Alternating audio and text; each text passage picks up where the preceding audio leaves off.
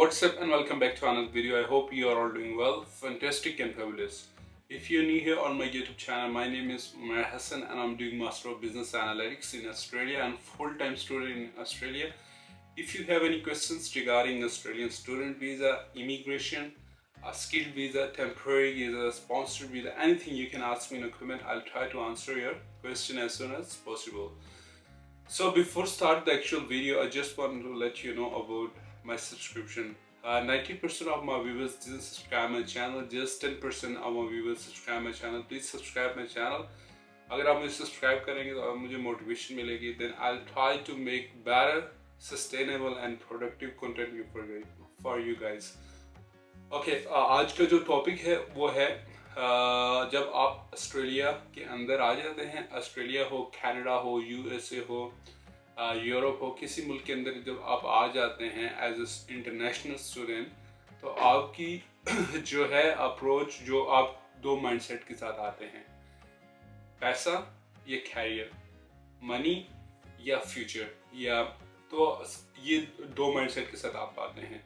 तो इसके बारे में हम आज बात करेंगे. आपकी जो फर्स्ट प्रायोरिटी है वो पैसा होना चाहिए या कैरियर या स्किल्स डेवलपमेंट होनी चाहिए, या पैसा की जो फाइनेंशियल फ्रीडम है वो होनी चाहिए, या फाइनेंशियल ग्रोथ की आपकी प्रायोरिटी होनी चाहिए. सबसे पहले हम बात करते हैं कि फाइनेंशियल फ्रीडम की, क्योंकि जो पैसा है उसमें अट्रैक्शन है, जो मनी है तो वो हर बंदे को खींचता है. तो जब आप ऑस्ट्रेलिया के अंदर आते हैं, तो आज जब हम बात कर रहे हैं स्पेसिफिक ऑस्ट्रेलिया के बारे में, तो जब ऑस्ट्रेलिया के अंदर आप आते हैं तो आपको अपने एक्सपेंसेस मैनेज करने होते हैं. ट्यूशन फीस, लिविंग एक्सपेंस और बहुत ज़्यादा इसमें मतलब कि एक्सपेंसेस होते हैं, तो आपको मैनेज करने होते हैं.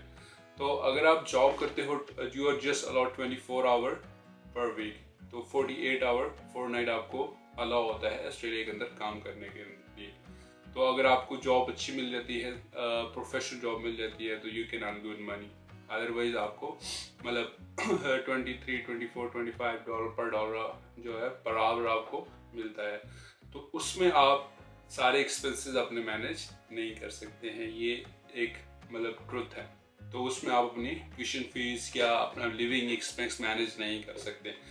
तो अगर आप पैसे के ऊपर फोकस करते हो तो आपकी जो स्किल्स है वो डेवलप नहीं हो पाती.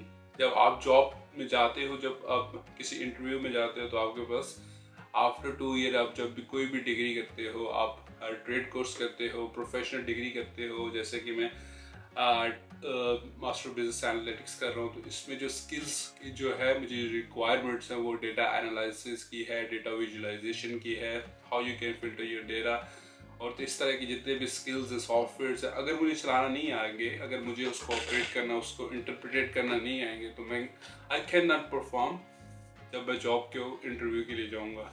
तो ये स्किल्स माइंडसेट है. तो जो आपका जो पैसे का जो माइंडसेट है वो आप मतलब वो शॉर्ट टर्म है. लॉन्ग टर्म आपको स्किल्स जो है अगर आप डेवलप करते हैं तो वो आपको फायदा देगी.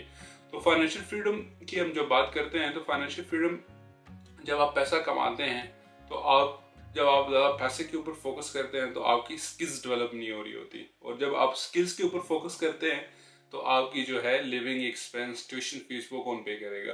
तो उसमें डिफरेंट सिनारियोज आ जाते हैं. तो कुछ स्टूडेंट्स हैं इंडिया या पाकिस्तान से, कुछ स्टूडेंट्स हैं, मेजॉरिटी नहीं, वो स्टूडेंट लोन लेके आते हैं.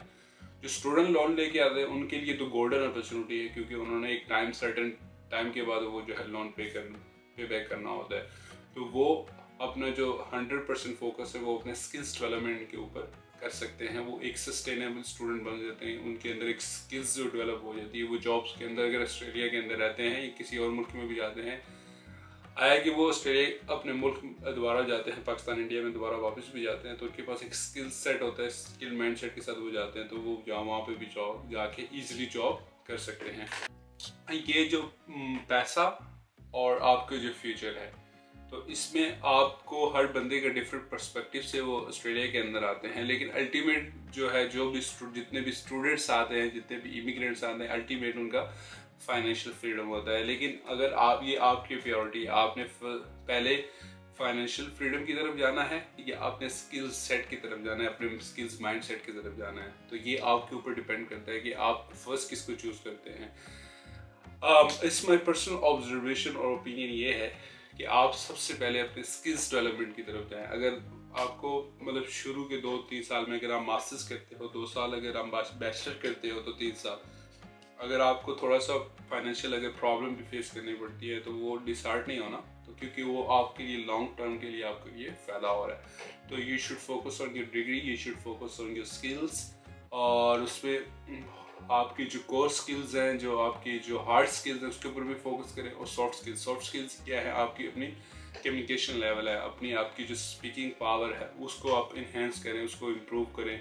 आज अगर ऑस्ट्रेलिया के अंदर हैं तो अपनी जो लैंग्वेज है इंग्लिश इम्प्रूव करें, उसमें मतलब आपको कम्युनिकेट करना आना चाहिए बेटरली।